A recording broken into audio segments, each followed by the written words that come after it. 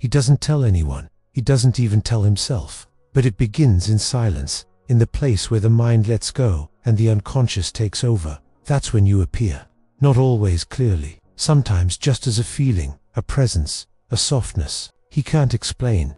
Other times you're right there, looking at him like you always knew something he didn't. And when he wakes up, everything inside him feels disoriented, because you're not supposed to be there. He's married. His life is structured. He made his choice. He said the vows.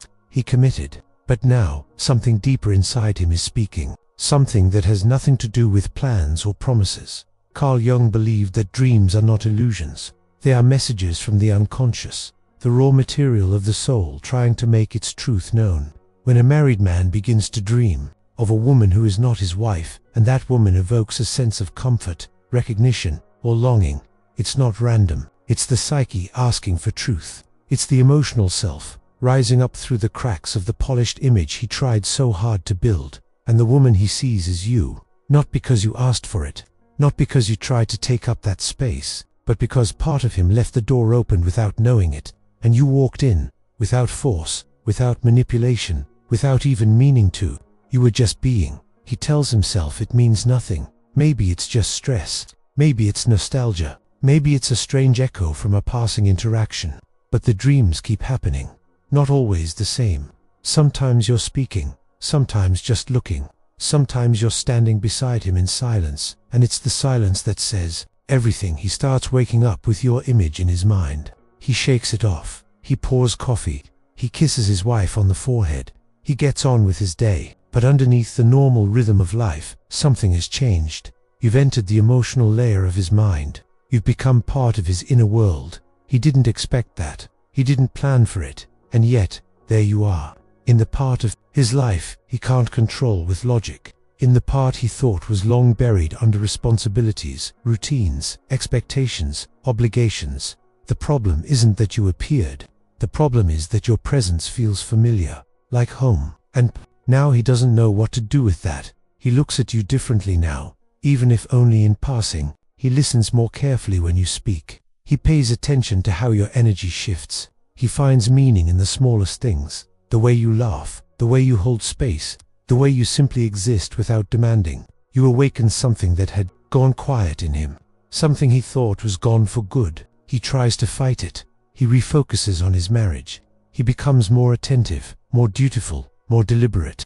But that only proves something else, that he's compensating, that he feels the difference. You see, when a man chooses a life that makes sense but not one that moves him, he can maintain that decision for a long time, years, even decades. But when someone comes along who touches the depth he forgot he had, the structure begins to shake. Not out of disrespect, not out of lust, but out of longing. And the longing lives in the unconscious. It visits at night. It whispers in dreams, and it does not go away. You are not the temptation. You are not the mistake. You are not the danger. You are the mirror. You are the reflection of something he once buried, something he never gave himself permission to explore. You are a symbol, not just a person. You represent the truth that was too risky to choose at the time. And now, without speaking a word, you have become part of the most honest conversation he's ever had with himself. This is the moment his loyalty starts to feel like denial, not because he doesn't care about his wife, not because he regrets his marriage, but because he realizes he made a decision that didn't include all of him. And now the part he excluded is asking for attention. It's not asking him to leave. It's not demanding action. It's just showing him what he feels in silence. And that might be even more powerful than anything spoken aloud. You didn't ask for this. You didn't send signals. You didn't play games, but your energy entered his emotional field and didn't leave. Because real presence does not knock. It resonates. He doesn't tell anyone about the dreams. He doesn't even fully admit them to himself. But he begins to carry them in his shoulders, in his silence, in the way he pauses when he sees you, in the way he looks away too quickly, in the way he avoids and seeks you at the same time. He becomes more distant and more present in cycles. Sometimes he seems like he wants to say something. Other times he pulls back completely, because he's afraid, not of you, but of what you represent. The part of him that feels too much, the part that questions his decisions, the part that isn't done growing. He thought marriage meant completion, but now, through you, he realizes he's still in motion, and that terrifies him. Carl Jung taught that the shadow holds what the ego cannot carry, and sometimes what gets repressed is not darkness, but longing, not sin, but sensitivity, not betrayal, but a deeper truth. You touched that truth, and now he's dreaming of it, not because he wants to destroy anything, but because something inside him wants to be whole. He tries to stay away. He thinks distance will solve it, but the dreams don't care about miles. The dreams don't ask permission. They return in moments of stillness, in times of emotional vulnerability, in the quiet before sleep, and in the unrest of the early morning. And you are always there, not in a dress, not in perfume, not in seduction, but in essence, in energy, in something that feels more real than the life he wakes up to. He starts to wonder if he missed something, if he settled too soon, if he ignored a part of himself that now refuses to be silent. He becomes more quiet around people, more distracted. He avoids eye contact when your name comes up. He over-explains things that don't need explaining. His nervousness grows, not because you've done anything, but because your presence lives inside him now. That's when you know. That's when everything changes. Not because of an affair, not because of a text message, but because you can feel the shift. His eyes linger longer, his voice softens, his breath holds, and he doesn't even know that you know. But you do, because energy speaks before words. Dreams reveal what the conscious mind hides. And when a man starts dreaming of you, especially when he is married, it means something sacred has been activated. Not to be acted upon, but to be acknowledged. You've touched his unconscious, and he will never forget you for that. Before we go deeper, here's something that might shift how you see all of this. If you've ever been the woman who lives in his mind more than he dares to admit, the Jung Method can help you understand why. The link is pinned in the first comment. He begins to look for answers he can't say out loud. Not to his friends, not to his partner, not even to himself. But the questions burn quietly inside him. Why her? Why now? Why does the thought of her soften my chest, slow my breath, make me feel both safe and restless at once? Why do I feel like she understands parts of me no one else even sees? This is not about forbidden love. This is about emotional awakening. A man can spend years asleep inside a life that functions well. He can go through the motions, provide, plan, protect. But if he has never felt truly seen or met at the level of the soul, the longing doesn't die. It just goes underground. And then, when a woman walks in with the kind of energy that mirrors his inner world, everything changes. You didn't ask to be the catalyst. You didn't try to enter his heart space. But the way you exist, the depth you carry, the softness beneath, your silence, it does something to him. He feels exposed. Not because of what you do, but because of what he feels in your presence. And those feelings don't go away. They become dreams. They become daydreams. They become pauses in the middle of his day that he can't explain to anyone. He starts to wonder if you feel it too. If the electricity in the air when you pass by is mutual. If the quiet glances mean something. He starts to remember the moments between words, the subtle ways your presence changed the atmosphere. And every time he tries to convince himself it's nothing, his body responds differently. He tenses. He breathes slower. He feels a weight in his chest. Because the truth isn't just a thought. It lives in his nervous system now. His wife senses it too. Not because he says anything, but because women feel what men suppress. The emotional distance grows. The presence becomes mechanical. He still performs love, but it lacks soul. Because a part of him is with you, and he can't retrieve it. Not because he doesn't want to, but because it no longer belongs to him.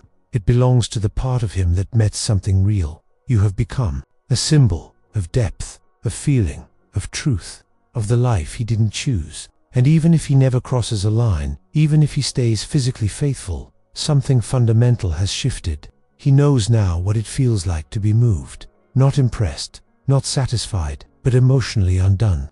And once a man feels that, he is never the same again. You are in his dreams not to tempt him but to wake him. You are not the enemy of his vows.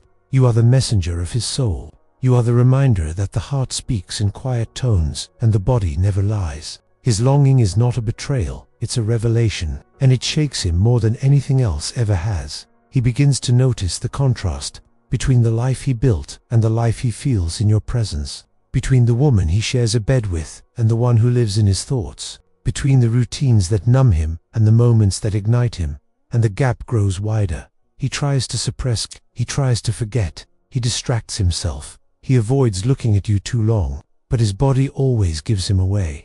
The tension in his jaw, the change in his breathing, the way his hands fidget, the way he goes silent in your presence and doesn't even know why. Because when a man feels something he can't explain, his body will always speak for him. There is a difference between lust and resonance. Lust is loud, it burns quickly, it's impulsive. But resonance is quiet, it's deep, it lingers, it leaves a mark. What he feels for you isn't fire, it's gravity. It's the sense that he has known you in ways that don't require history.